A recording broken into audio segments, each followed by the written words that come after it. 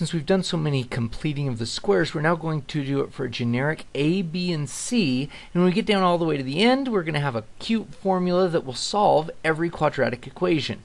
So, completing the square just like we did before, we've got to get rid of this A. Divide everything by A, divide everything by A.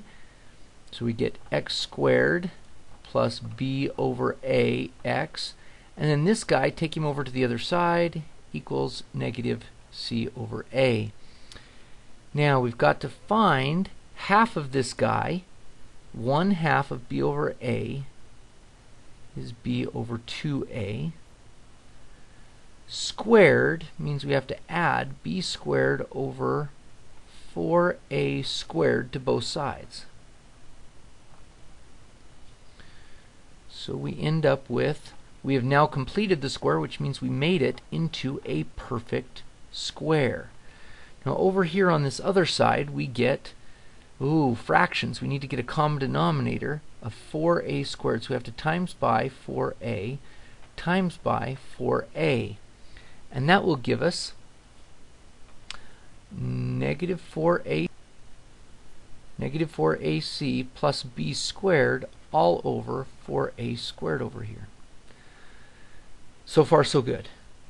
Now we need to square root both sides.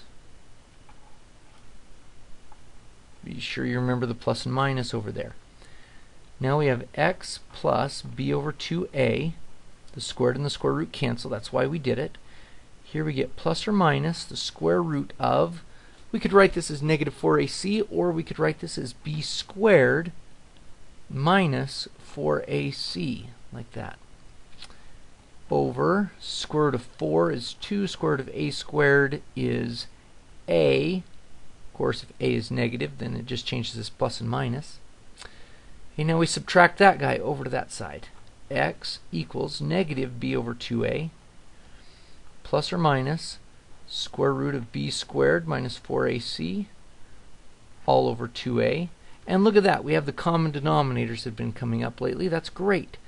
So here, the grand finale, this formula that will solve any and all problems that are quadratic, x equals negative b plus or minus square root of b squared minus 4ac all over 2a.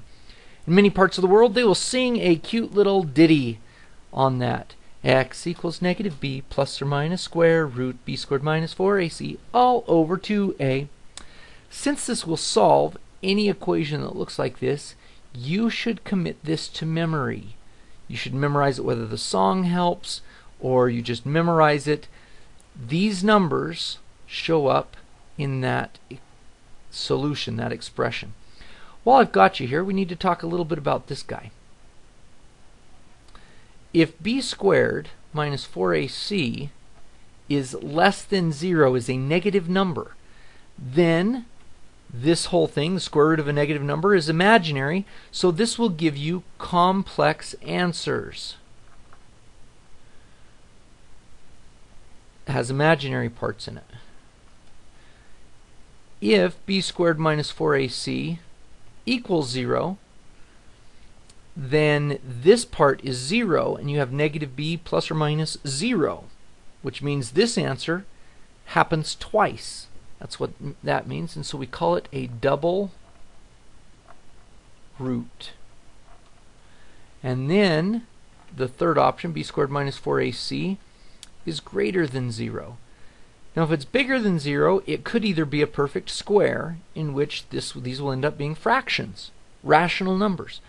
And if it is not a perfect square, then these will be irrational numbers, but they will always come in conjugate pairs, which is kind of nice. Because this number, this expression under the square root sign, determines whether you're getting complex, imaginary, double roots, or you're getting two irrational, rational roots. This is called the discriminant, because it discriminates between what field we're in for the answers.